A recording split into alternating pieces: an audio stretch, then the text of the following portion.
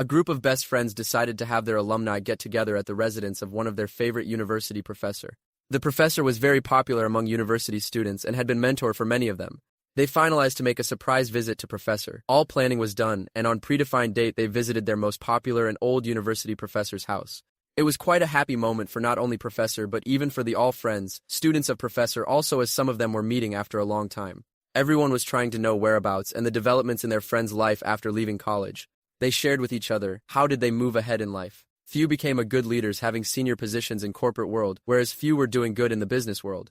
All of them had got married and having wonderful family. Everyone had her own timing of life in achieving the milestones. There was quality conversation going on, but somehow the conversation soon diverted to complaints about work, relationships, stress, and tension in life. The professor offered them coffee and went to kitchen to ask his wife to prepare coffee for all his students. After 10 to 15 minutes, his beautiful wife came with a pleasant smile. One thing was to be noticed that she brought coffee in different kinds of cups. Crystal cups, glass cups, ceramic cups, shining ones, some plain-looking, some ordinary, some exquisite, and some expensive ones. The students thought that Professor may not have the same kind of cups, and due to large number of guests, his wife has served the coffee in different cups. When all of them had a cup in hand, the professor said, "If you noticed, all the nice-looking and expensive cups are taken up, leaving behind the ordinary plain and cheap ones." It was a surprising moment, as nobody noticed that there were some extra cups of coffee, and while having their cup, nobody took the ordinary cups, and all of them were left on the serving tray. The professor continued, "Every one of you wanted the best cups. While it is of course normal for you to want only the best for yourselves, that can also be the source of much of your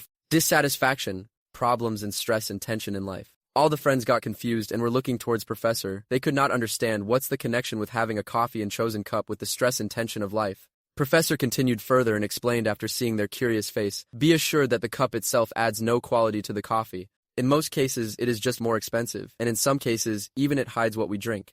What you really wanted was coffee, not the cup, but you consciously went for the best cups, and then you began eyeing each other's cups. Always remember one thing, the type of cup we have does not define or change the quality of life we live.